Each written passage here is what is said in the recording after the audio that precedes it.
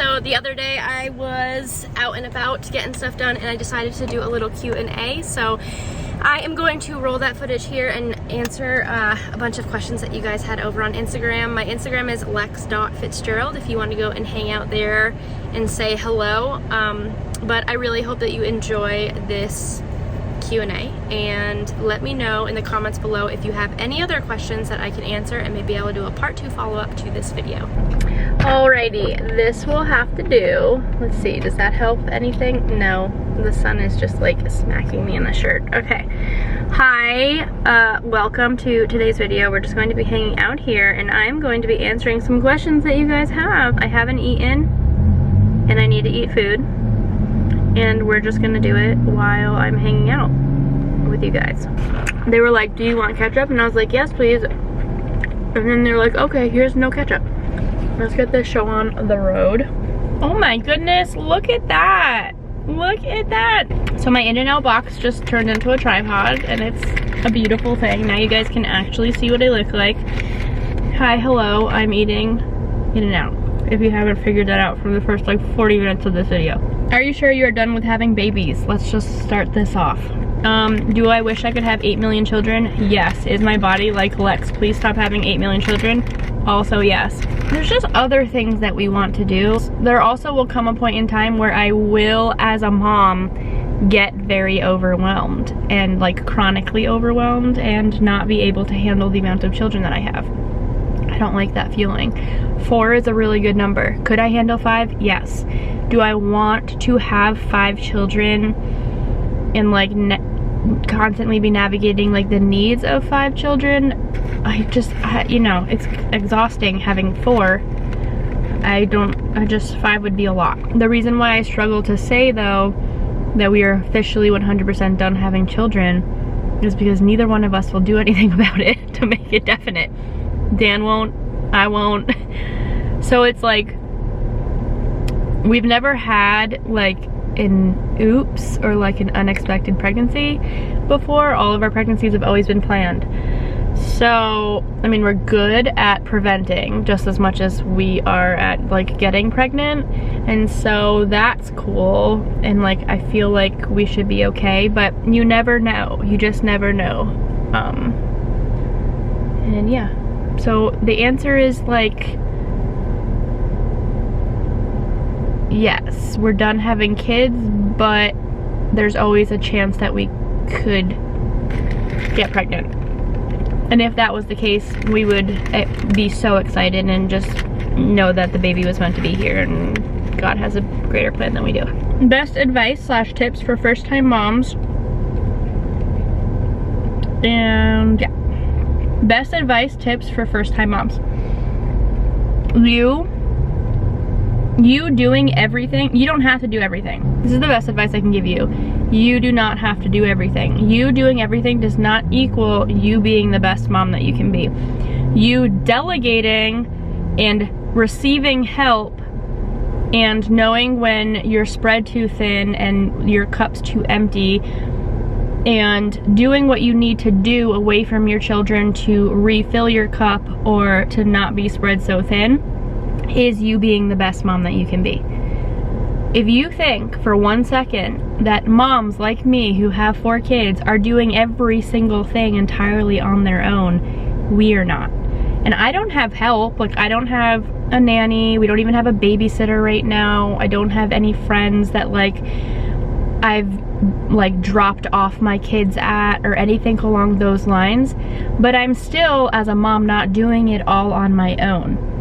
Like right now, for example, I'm sitting in my vehicle alone, doing things that I need to get done, having a burger, and there is another perfectly capable parent at home with our children managing our home.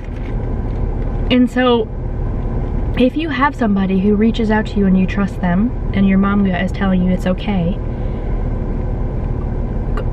hello, go take the help. Always take the help. We all take the help. First time mom, I didn't take the help. I thought that me taking the help was me saying that I can't do it all on my own and that I'm not a capable mom, and it's just like the silliest thing now looking at. So yeah, long-winded way of saying we all take the help, all the moms you likely look up to, I'm telling you, just take the help. Also, you need to step away sometimes. You cannot be so emotionally, physically, and mentally drained and take care of your children / child. It is just not going to work. You are going to feel like your world's been flipped upside down. I promise you that that will end at some point or another. You will find a new normal. You will love your new normal. It's not like you find a new normal because, like, you know, you're miserable and you need to just kind of suck it up. No, you will enjoy and love your new normal. You just have to give yourself some time and some grace. And like, you don't get a medal for being absolutely miserable and for being around your baby 24/7. Like, there's no medal. Nobody's like nobody's patting you on the back. Nobody's like cheering for you. Take the time alone. Take some alone time. Even if you take a long shower, even if you literally go step outside your back door for 5 minutes, just take some alone time. How is homeschooling going? Any tips? Planning on homeschooling my son when he is old enough? I saw a few questions actually about homeschooling. Homeschooling is going better than I could have ever imagined homeschooling going. I also was under the impression, like, I was like, I cannot be structured in that way. Like, I can't do 6 hours of schooling. I can't even do 4 hours of schooling. Like, I don't want to do that. And then, this is gonna upset a few people. Then I realized how much fluff is actually in their day to day, right? And it kind of seems like, in part, schooling is also childcare. And I don't mean that in any type of negative way, because we all have to have jobs and we all have to survive and make money, and like, that's amazing that our children can be in a place where they're learning and they feel comfortable and they're being fed and being taken care of. But for our family, our unique family dynamic that we have, with me being home and doing stuff like social media, children and my children love to be around us because that's really all they've known their whole lives. They didn't really do they never did daycare or anything along those lines. When we went to go send Cooper to school, he was miserable. Like, he was devastated. He did not want to go. It was like a constant battle trying to get him to go to school. And it was heartbreaking. And then the whole incident happened, which, if you guys are not familiar with what happened, I don't even feel like talking about it. Basically, we just had like a little bit of an incident at the school where they just got a little too handsy for like my personal comfort, and it really scared Cooper. I know that every family is different, but like, we don't put our hands on our children, and we don't like pull them or push them or anything along those lines. Like, we really respect our children's bodies, and like, we treat them how like we would want someone to treat us. And so for them to like, they like kind of pulled him into this, it was like, honestly, it was far worse than I ever have made it sound, but like, it was just sad, and they did it in front of me, and I was just concerned that if like that was okay for them to do in front of me. I just was curious what was happening behind the scenes, and it likely was nothing. But my mom started freaking out, and I was like, you know what, I'm not going to, I felt like I was being also told that I had to almost break my child to get him to finally accept the fact that he had to go to school every day, and he was miserable. So I was like, you know what, I will try homeschooling. We will just try for right now until we figure out something else, or we just see how it goes. And so homeschooling, I was under the impression that it still would be really like hard, even though the amount of hours that you needed to homeschool were less. And it's like the easiest thing in the world. It is so fun to watch my child learn. I just sit there, and we're doing the Good and the Beautiful curriculum, and I sit there and I'm reading this curriculum, and it's like helping me teach him. And like, it's so fun, and it's such like a special one-on-one time, whether I'm teaching him or Dan's teaching him, and like, we're learning together, and I know what he's learning, and like, it's just, I love it. There's games incorporated. It just makes it so fun. And we will just start. Cooper really loves to learn in the evenings when the other kids are like down for bed. To go back to the question, I love Texas, and I know that I will love Texas once we are able to reach our dream, which is having a little bit of property, maybe 1 or 2 acres, a home that we can truly for once like have as our own and like make our own home, and we can live in a place that feels like a true Texan town. Right now it feels like we just live in a suburb outside New York City, or outside a big city, aka Dallas. So I think once we're able to sort of pivot and reach more of our goal, I'm gonna absolutely love Texas. For right now though, I am just giving it as much of a try as I possibly can, and just sort of putting myself out there to like meet people, and trying to eat healthier, even though you just saw me scoff down a burger from In-N-Out. What our goal is to sit down and do math, reading, handwriting practice, and then like language arts, right? So in math right now, we're learning how to tell time, and we're learning like the calendar and all that stuff. And then for reading, he's reading, and he learned how to read because of Dan and I. Like nobody else taught him how to read. We just think that's so cool. And like he's reading, he picked it up so fast, and it was because we were able to have one-on-one time with him and like help him, you know, with the things that he was struggling with, but then like also push him a little bit harder on the things that he's really good at. And like, so Cooper's just a very unique, gifted child. I think he might actually be gifted. He just can do math in his head. Like I never am able to do math like that, and I'm a grown adult. So Cooper just has a really bright future, and he needs to slowly be acclimated to change in his schedule. I saw a question that said like, what's Willa gonna do for school? Is she gonna be homeschooled? Willa loves school. She loves going to school. She loves her teachers. She loves like hanging out with the children and everything. She just loves every single thing about going to school. And we're just gonna do it on a kid by kid basis. Like, if she wants to be homeschooled and she wants to be included in homeschooling, then I'm happy to homeschool her. But if she wants to go to school, I'm not going to tell her she can't go to school because her older brother, you know, has school at home. So we're navigating 2 different things now, and neither one of them seem to care. Willa doesn't care that Cooper stays home, and Cooper doesn't like care that Willa gets to go and have fun and like at school. So homeschooling, super easy. Hope this is encouraging for anyone who has thought about doing it. Just take the plunge. It doesn't have to be for forever either. You're not homeschooling for forever if you don't want to. You can just take it day by day, week by week, year by year. You always have your public school available to you that you can send your child to if you feel like it's not working out for your family anymore. So that's what I have to say about that. How do you like Texas, honestly? Okay, I feel like a lot of people have been wondering why we moved to Texas. I loved Texas when we came here in August, right? Absolutely loved it. Then we came back in January, and I really loved it then.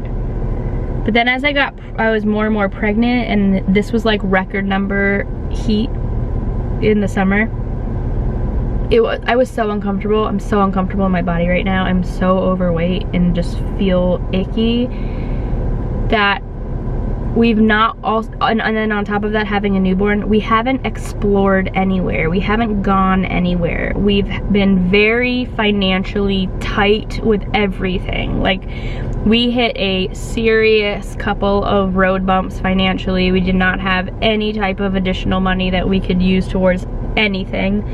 And so we just were in the situation where like we were basically stuck at home all day, every day, and we haven't felt like we really have gotten to like enjoy any part of Texas. I would really love to, when it starts getting cooler, which it already has, I'd really love to like kind of go places and like just, even if it's like an hour drive, and just go see other towns and experience Texas. But where we're living right now in the Dallas-Fort Worth area, it's so not Texas. Like, it's like straight suburbia, and I feel like we basically just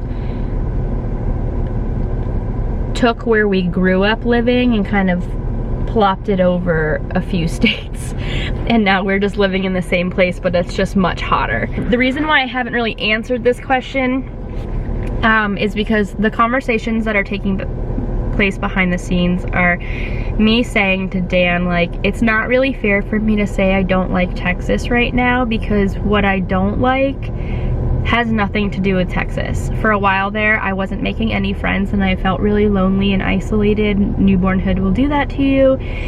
And I also feel very uncomfortable in my body, and financially we just have stress because we're COVID and like inflation and struggling to find work here and just all of those, everything's the move and whatnot. Like, it just was one thing after the other. And so all of those things would come with me any place that I lived. Like, if we decided to up and move somewhere else, I'm still gonna feel uncomfortable in my body. We're still gonna have financial struggles, and like, I'm still not gonna know anybody. But recently, in the past couple of weeks, I have really tried to step out of my comfort zone and sort of just like start conversations with other people that I feel like I would mesh well with. And I have found, it was like it happened overnight. God answered my prayers. I have found a few friends that I just mesh so well with, and I really, like, we all have children the same age. It's just been really nice to have them to chat with every day and to like hang out with here. So that's been really wonderful, and that's really changed things for me. Like I had said to Dan, like, those things would follow me places, and it's not fair for me to have an opinion on Texas just yet. I feel like I need to give it another summer, another year where like I feel better in my body. We have kind of found our footing again financially, and we're able to sort of acclimate, you know, and give it a little bit more of a chance. Financially, I pulled back on social media because I wasn't feeling safe anymore sharing any like things with everybody. And so while Dan had stopped working because we were traveling, we had like a goose egg that we had saved to travel with. When we got to Texas, Dan was trying to find a job that would work for our family, and it was hard because the way that they were paying, I feel like no family can live off of $12 an hour, and that's not even minimum wage here. So like, it was difficult trying to find something that would make sense for Dan to do. And then while that was happening, I was pulling back from YouTube because, like I said, I wasn't feeling safe at all.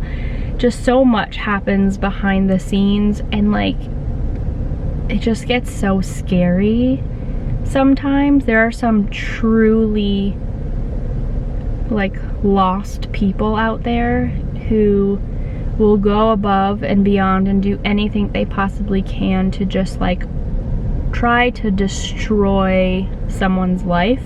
I just didn't feel like what I was putting into YouTube was worth me going through that pain and suffering. And so I pulled back. And so I didn't make really anything with social media. So we basically had no money coming in. We blew through our savings. I don't even know. It was just bad. It was just one thing after the other. I don't know why it happened. It just did, and yeah. How do you make time for you and Dan? And then what are things you and Dan do that help stabilize, comfort your relationship together? Dan and I have always been incredible communicators. We bicker from time to time over like the dumbest stuff, just like every other couple, but any major problem we've ever had, neither one of us has allowed it to ever like stay present in our relationship. Like, we will talk about it until we're blue in the face and we both feel better about it. That's the only thing that you can do. You have two separate lives, two entirely separate lives that you're just like smacking together, and you have to live the rest of your life in basically like the same lane, and you know, sometimes you guys are gonna swerve and not feel as close to one another, and then sometimes you're just gonna smack right into one another too. You know, like everything's gonna come and crash and burn. But like, that is life. Having children always changes the dynamic, even if it's like your 4th child. There's more pivoting that has to happen. Everyone has new roles, everyone has new responsibilities. It's just like always like a rockier time. This time around, so far, we've been good, like perfectly fine. I have definitely been communicating more what my needs are before feeling overwhelmed. That was what my goal was this time. But yeah, it's been good.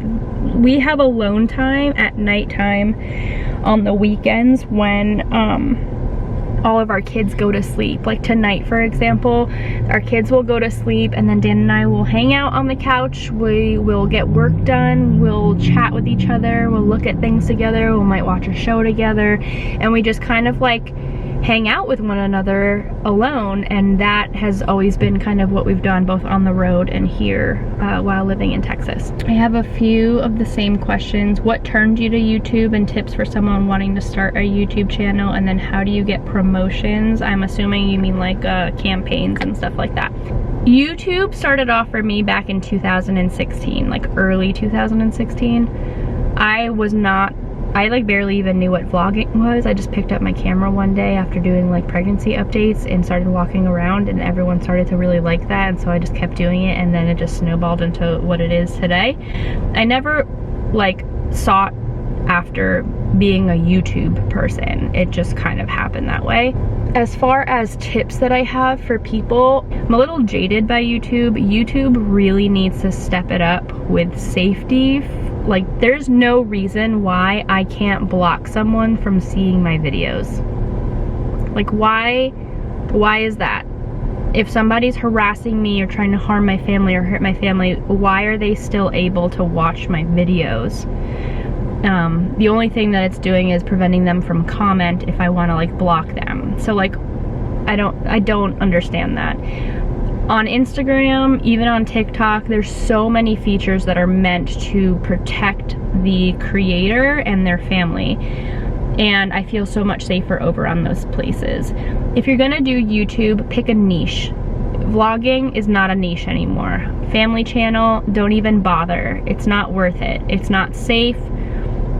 I'm personally pulling away from doing family content because it's like the wild, wild west on YouTube.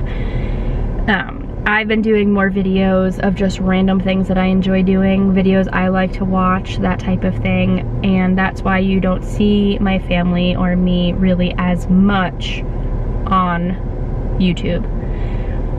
If you want to do YouTube and you want to do it right and you want to do it successfully, pick a niche that you enjoy doing. So, cleaning. If you want to do DIYs, you want to do home repairs, you want to do like, you know, weird challenges, like you could do all of those, but do that. Don't do family vlogging. And if you do, that's also fine. Do your thing if you want to give it a try. You know, do what you want to do. But as somebody who has done it now for how many years? 6 years, I can just tell you that the world is a scary place, and you never know who's watching your videos. Woman that I love. It's too bad she'll never know. Yeah, I can't tell her how I feel, because she has someone who makes her happy. I'm a ghost in